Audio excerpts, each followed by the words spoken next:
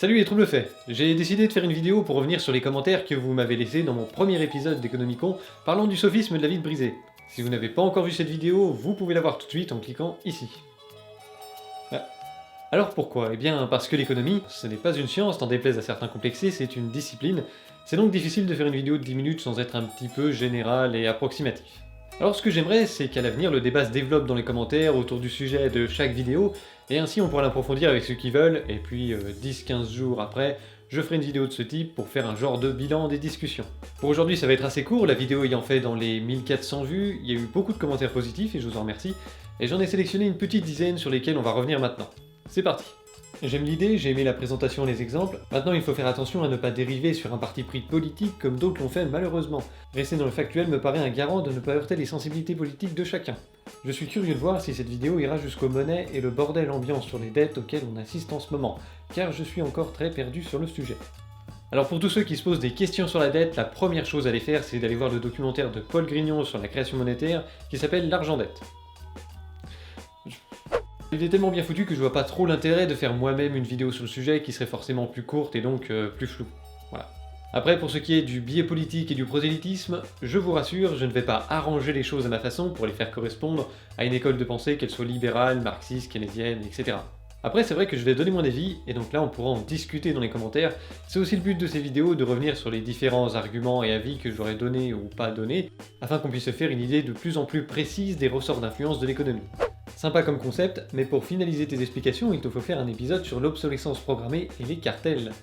Et bien là aussi, s'il y en a qui ne savent pas ce qu'est l'obsolescence programmée ou qui veulent plus d'infos sur le sujet, il y en a qui ont déjà très bien fait le boulot. Un bon début, c'est d'aller voir le documentaire Prêt à jeter. Bon, et puis vous pouvez aller aussi sur la chaîne d'Horizon Gull qui a fait une très bonne vidéo sur le sujet. C'est d'ailleurs une très bonne chaîne que je vous recommande. Tous les liens sont dans la description parce que là c'est un peu le bordel. Cette vidéo a le mérite de bien montrer que notre société est souvent considérée comme ultra-libérale et loin de l'être. À forte tendance libérale à la rigueur, mais pas ultra-libérale. Quand on dit que la destruction ne profite pas à la société, je pense que l'on peut mesurer légèrement cela avec le concept de destruction créatrice de Schumpeter. Eh bien oui, merci Stupide Économique, qui est aussi une très bonne chaîne sur l'économie que je vous recommande, c'est un concept qui va parfaitement en complément de la vidéo. Pour ceux qui ne savent pas, un petit tour rapide sur Wiki nous apprend d'abord que Schumpeter ressemble à un lutin un petit peu flippant, et que la destruction créatrice désigne le processus continuellement à l'œuvre dans les économies qui voit se produire de façon simultanée la disparition de secteurs d'activité économique conjointement à la création de nouvelles activités économiques. Il y a plusieurs raisons qui amènent à ce processus, la création de nouveaux produits, de nouvelles méthodes de production, de nouvelles matières premières, etc.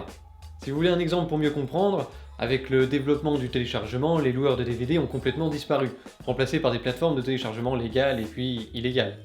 Pareil pour le passage de la cassette audio au CD puis au baladeur MP3, à chaque fois des gens ont dû changer de boulot, des entreprises se sont créées et d'autres ont disparu.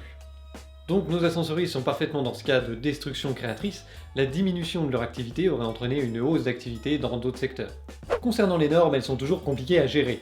D'un côté, il semblerait que l'on ne puisse pas s'en passer pour assurer la sécurité des consommateurs, et de l'autre ce serait un frein à la compétition, favorisant les oligopoles. Bref, c'est compliqué. Dans un cadre similaire, il pourrait être intéressant de parler de l'histoire de la prime à la casse où l'on sommait les gens de jeter leurs vieilles voitures polluantes pour les remplacer par des voitures neuves, propres. L'argument écologique étant bidon puisqu'il ne tenait pas compte du coût écologique de la fabrication de nouvelles voitures et de l'entreposage de voitures à la casse. Donc on voit qu'il n'y a pas que pour les normes que c'est compliqué, toutes les interventions de l'État ont du bon et du moins bon, que ce soit pour les normes, les subventions, les sauvetages, etc. Parce que ça relève plus d'un choix que de l'application d'une grille hypothétique de solutions parfaites, ça n'existe pas. Alors c'est vrai que dans cette affaire de prime, l'argument écologique était quand même assez bidon, surtout qu'on sait maintenant que les constructeurs ont menti sur le niveau réel de pollution de leur moteur. On ne citera personne, hein, Volkswagen. Quand on y pense, tonton Adolphe arrive encore à nous gazer après sa mort. Mais bref, tout ça n'est pas très charmé. Rappelons quand même que ces primes servaient surtout à aider le secteur automobile, qui souffrait de la crise de 2008, car même s'il n'y a plus beaucoup de voitures qui sont assemblées en France, il y a encore des entreprises qui vivent de la fabrication de pièces détachées, ou de la distribution de voitures neuves. Un garagiste c'est aussi souvent un concessionnaire, donc s'il perd une partie importante de ses revenus, il risque de couler. Alors est-ce qu'il vaut mieux laisser faire et payer le chômage à ces gens, ou soutenir leur emploi pendant ce trou temporaire de demande? On a simplement jugé que c'était moins cher d'aider ce secteur temporairement que de le laisser couler pour le recréer ensuite. Après, il y a des sauvetages qui sont beaucoup plus discutables, comme celui des banques, mais ça c'est une autre histoire. Et on arrive maintenant au reproche majeur qui m'a été fait dans cette vidéo et qui est parfaitement justifié. À mon avis, la conclusion confond libéralisme et capitalisme de connivence. Les libéraux sont les premiers à dénoncer le copinage entre grandes entreprises et législateurs via des régulations et des normes qui arrangent les premiers. Et on devrait tous le dénoncer. Les politiciens se réclament tous antilibéraux parce que c'est populaire, mais surtout parce que le libéralisme en ferait des acteurs inutiles. Enfin, ils sont déjà des parasites pour la société, mais les gens n'en ont pas conscience, alors que le libéralisme permettrait de mettre cela en lumière. Les dirigeants des groupes d'ascensoristes ne sont pas libéraux. Aucun grand patron n'est libéral. Ce n'est pas dans leur intérêt. Leur intérêt, c'est d'avoir des gouvernements pouvant légiférer dans leur sens. Je rappellerai que Frédéric Bastiat est un des fondateurs de la pensée libérale, et que donc le sophisme de la vide brisée est libéral. Le fait de faire passer une loi pour avantager ses activités est anti-libéral. Le fait de voter cette loi est anti-libéral. Protéger sa camelle en demandant l'intervention de l'État est anti-libéral. Par contre, oui, le fait que les Français puissent choisir eux-mêmes où dépenser cet argent comme ils le souhaitent est libéral. Il y a une claire confusion entre libéralisme et crony-capitalisme, ou capitalisme de copinage. Alors c'est vrai que j'ai fait ici un raccourci, un abus de langage, ces gens ne sont pas des libéraux purs et durs. Pour exprimer ma pensée, il aurait été plus juste de dire qu'ils se présentent comme des libéraux quand ça les arrange, pour justifier des réformes de casse des acquis sociaux notamment, mais qu'ils sont pas les derniers pour réclamer l'intervention de l'État si ça finit dans leur poche. Voilà. Donc c'est une très bonne remarque, mais alors par contre pour la suite du commentaire de cette personne, je suis beaucoup moins d'accord. Concernant la main invisible, aucun libéraux ne te casse les burnes avec. Déjà parce qu'il y a presque aucun libéral en France, et donc personne pour défendre la main invisible. C'est les socialistes et étatistes de tous bords qui en parlent en permanence, il n'y a rien de magique dans cette expression, elle signifie qu'en œuvrant pour son propre intérêt, l'individu œuvre aussi pour celui de la société. Le boulanger ne cuit pas son pain par bonté d'âme pour ses clients, mais en vue d'un profit personnel. Ce faisant, il permet à ses clients de se nourrir, la recherche de l'intérêt individuel est le plus sûr moyen d'accroître la richesse des nations.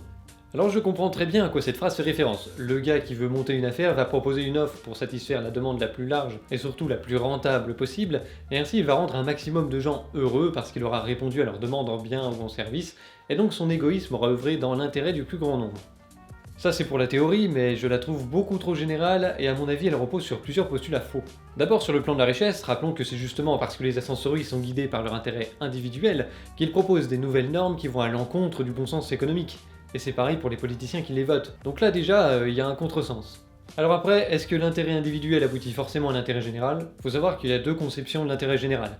La première anglo-saxonne, qui se définit comme la somme des intérêts individuels, et rien d'autre. Donc dans ce cas, la phrase est forcément juste, puisque c'est la réciproque de l'autre. Et puis il y a une deuxième conception, française cette fois-ci, qui considère que la société a un but suprême auquel les intérêts individuels doivent se soumettre. Ça peut être la prise en compte de l'environnement, de facteurs sociaux, etc. Et donc pour que le simple intérêt individuel conduise à l'intérêt général sans aucune intervention de l'État, et donc uniquement par le biais du marché, il faut deux choses.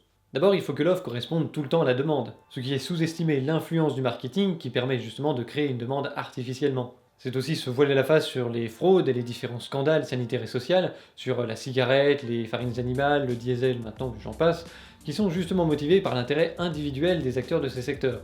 Mais après ça, même si l'offre venait correspondre exactement à la demande, il faudrait encore que la demande ce soit l'intérêt général. Ça rejoint un petit peu ce qu'on appelle la démocratie de marché, où tu votes avec ton ticket de caisse pour la société que tu veux voir. Le problème avec ça, c'est que le type qui veut acheter bio, sans OGM, ou des produits textiles qui ne soient pas fabriqués par des types qui prennent leur usine sur la gueule, c'est que s'il en a pas les moyens, eh ben il peut pas voter. Alors une nuance importante qu'on constate, c'est que l'offre motivée uniquement par le profit individuel ne vient satisfaire que la demande solvable. Eh oui, comme tu l'as dit, notre boulanger ne fait pas ça par bonté d'âme. Donc l'application de cette formule, ça présuppose une société entièrement basée sur le profit, et c'est l'instauration d'un suffrage censitaire où 1 euro égale une voix, et donc c'est les plus riches qui vont déterminer ce qu'est l'intérêt général. Ce qui ne convient pas du tout à un pays comme la France, qui est beaucoup plus égalitaire que ne peut l'être l'Allemagne, les États-Unis ou l'Angleterre, et c'est sans doute pour ça que le libéralisme a si mauvaise presse en France. Après, là où je rejoins les libéraux, c'est que si on a un gouvernement qui ne pense qu'à son cul, c'est tout autant difficile de faire ressortir l'intérêt général. Une petite réforme des institutions ne serait sans doute pas de refus, mais là aussi c'est un autre débat. Bon voilà, c'est mon avis, je ne dis pas que j'ai entièrement raison, j'ai peut-être d'ailleurs même pas tous les éléments, et puis ça repose aussi sur une question de choix dans la conception qu'on a de l'intérêt général.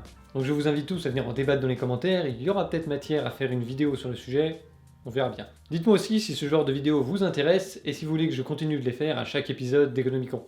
En attendant, je vous dis au revoir.